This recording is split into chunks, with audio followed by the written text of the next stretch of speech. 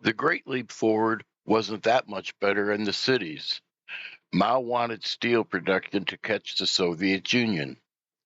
He even put furnaces in people's backyards to melt the steel from pots, pans, axes, cooking utensils, whatever he could get.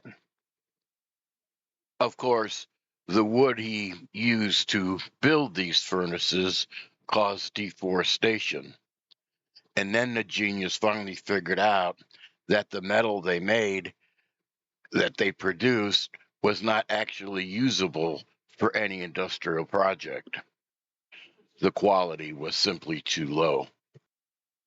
And the party comrades that they put in charge of farming, of course, knew nothing about farming, and virtually all their techniques for improvement were a dismal failure.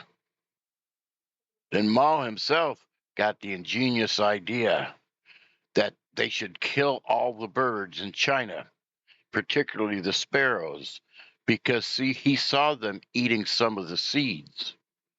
So a nationwide campaign got underway to kill all the birds. Of course, when you get rid of most of the birds, that leads to a huge increase in the insect populations, which then ate the crops. And the peasants who did know about farming were not willing to provide advice since their land had been confiscated. Besides, why risk ridicule? Or far worse, if you suggested something that didn't work. And of course, the whole thing was a show. When Mao would come to a farm, they would plant rice all down the highways, all on the side of the highways, to make it appear when Mao drove by as if there were just fields of rice all over the country. And of course, Mao knew this, but it made a good picture for the news.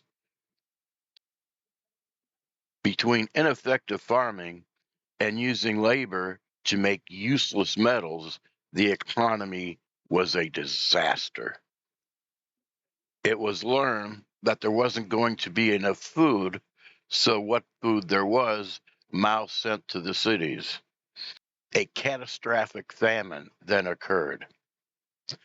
It made things worse. Not only was the farming extremely unproductive, but the weather turned against them. So now you got ineffective farming, you got the weather turning around on you, and you got the insects eating the crops. But what crops were out in the countryside sometimes weren't picked or left in the fields to rot because Mao had sent all the workers to build these stupid steel furnaces. This is communism at work, folks. This is communism at work. It's funny, you'll see some graphs presented and stuff sometimes that say, oh, but poverty actually went down. Yes, because you killed 40 million of the poor. About this time, Joseph Stalin died, and the Soviet Union's new leader, Khrushchev, blasted Stalin, particularly for the farming collectives, which killed millions of Russians and produced little food. Finally, leaders got together and put Mao under criticism. And Mao saw that his policies were not working. He then called for the people to criticize the party. He called it the 100 Flowers Campaign. The people were fooled, however. It was used by the party to flush out their opponents. Another million people or so died in labor camps.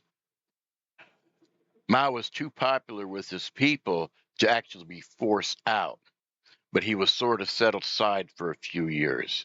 He would come back again with another campaign of death in 1967 with the Cultural Revolution, which we'll cover next time. If you like these dictator videos, please hit the like button and subscribe. Thanks for listening.